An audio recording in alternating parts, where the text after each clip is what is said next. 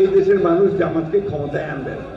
খুব পরিষ্কার কথা যে আপনারা সব সময় সঠিক পথে ছিলেন।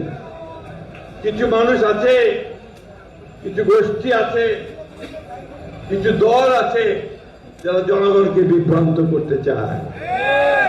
তারা বিভিন্ন ভাবে অপপ্রচার চালিয়ে, মিথ্যা কথা বলে অপপ্রচার চালিয়ে মানুষকে ভুল বোঝাচ্ছে। আমরা নাকি জুলাই সনদ বাস্তবায়ন করতে চাই, অথচ আমরাই জুলাই সনদ তৈরি করেছি। সংস্কার আমাদের। আমরা শহীদ প্রেসিডেন্ট জিয়াউর রহমান তিনি একদলীয় শাসন ব্যবস্থা থেকে বহুদলীয় গণতন্ত্রে নিয়ে এসেছিলেন। এটা একটা বিশাল সংস্কার ছিল। তিনি মিডিয়াকে মুক্ত করে দিয়েছিলেন, বিচার বিভাগকে স্বাধীন করেছিলেন। দেশনেত্রী Begum Khaleda Zia presidential form of government থেকে পার্লামেন্টারি ফর্ম অফ গভর্নমেন্ট নিয়ে এসছেন। কি ঠিক কথা না ভুল কথা বলতেছে?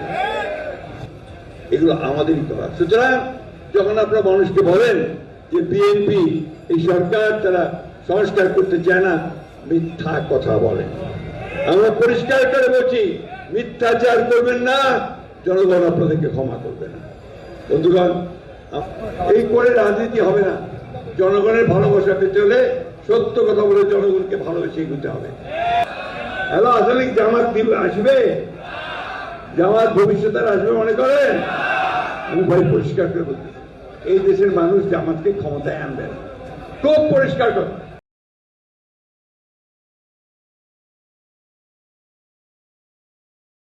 কেন?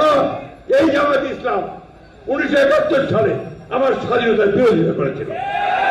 আমাদের যারা যোদ্ধা ছিল, মুক্তিযোদ্ধা ছিল, তাদেরকে হত্যা করেছিল। আমাদের মা বোনদের সংগ্রাম বিনষ্ট করেছিল। কোনো মতেই তাদেরকে ক্ষমতায় নিয়ে আসতে পারি না। এই দেশের মানুষ পারে না।